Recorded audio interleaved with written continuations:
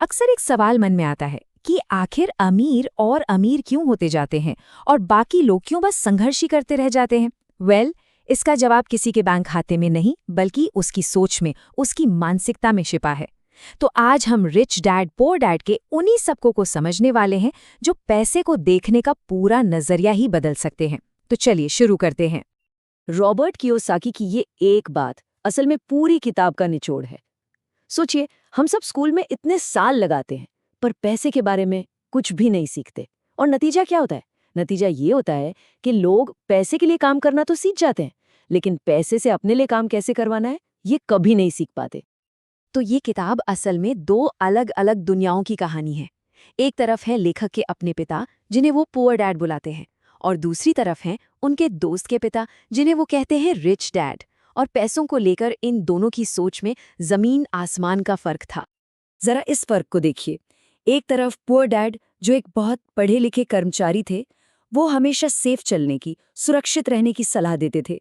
वहीं दूसरी तरफ रिच डैड जो एक एंटरप्रेन्योर थे, वो हमेशा जोखिम लेने और मौके बनाने की बात करते थे। तो ये अमीर और गरीब का फर्क नहीं है, नहीं, ये एक कर्मचारी और एक निवेशक की सोच का फर्क है। और पता है, यहीं पर सबसे बड़ा सबक छिपा है। असली फर्क कमाई में नहीं, सोच में है। देखिए, कंगाल होना वो तो एक टेम्पररी सिचुएशन है, आज नहीं तो कल बदल सकती है। लेकिन गरीबी एक मानसिकता है, एक माइंडसेट है जो इंसान को हमेशा के लिए जकड़ सकता है। तो फिर पहला सबक क्या है? चलिए, इसे समझने के लिए लेखक के बचपन की एक कहानी सुनते हैं।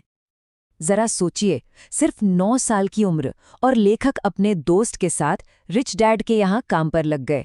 और काम भी क्या, स्टोर में रखे डिब्बों से धूल साफ करना। और पैसे सिर्फ 10 सेंट प्रति घंटा, मतलब काम एकदम बोरिंग और थका देने वाला।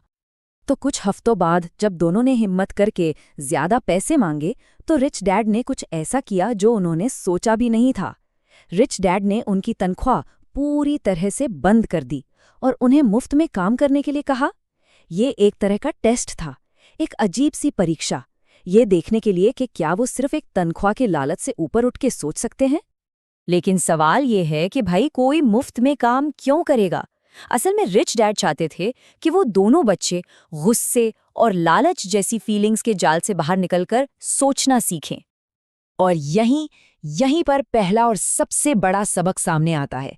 गरीब और मिडिल क्लास लोग पैसे के लिए काम करते हैं, जबकि अमीर लोग पैसे से अपने लिए काम करवाते हैं। तनख्वाह के पीछे भागना एक कभी ना खत्म होने वाली दौड़ की तरह है। असली मकसद तो अपने पैसे को काम पर लगाना है ताकि फाइनेंशियल फ्रीडम हासिल हो सके।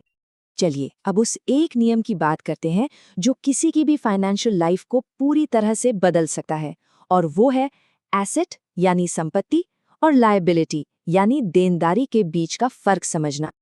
डेफिनेशन बहुत बहुत सिंपल है। एसेट वो चीज है जो जेब में पैसा डालती है, बस। जैसे कोई प्रॉपर्टी जिससे किराया आ रहा हो, या स्टॉक्स जिनसे डिविडेंड मिल रहा हो। और लायबिलिटी, ठीक इसका उल्टा। लायबिलिटी वो है जो जेब से पैसा निकालती है, जैसे घर का लोन, कार की ईएमआई या क्रेडिट कार्ड का बिल। सुनने में ये बहुत छोटा सा फर्क लगता है ना, पर ज्यादातर लोग इसी को समझने में गलती कर जाते हैं। अब जरा देखते हैं कि पैसे का ये पूरा खेल तीनों क्लास के लिए अलग अलग कैसे चलता है। देखिए, गरीब लोग कमाते हैं और सारा पैसा खर्चों में चला जाता है।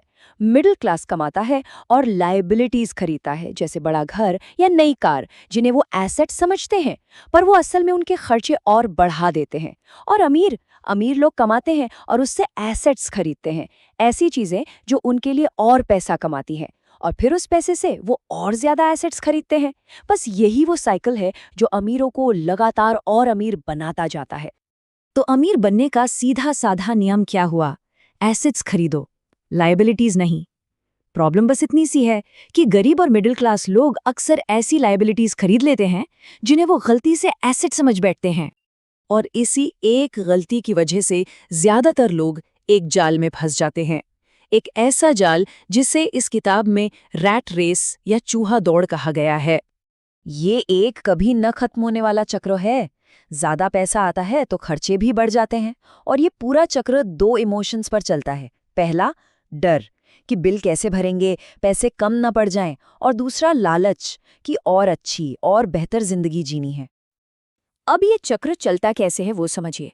नौकरी मिलती है, ज्यादा पैसे आने लगते हैं, तो फिर एक बड़ा घर या एक नई चमचमाती कार जैसी लाइबिलिटीज खरीद ली जाती हैं।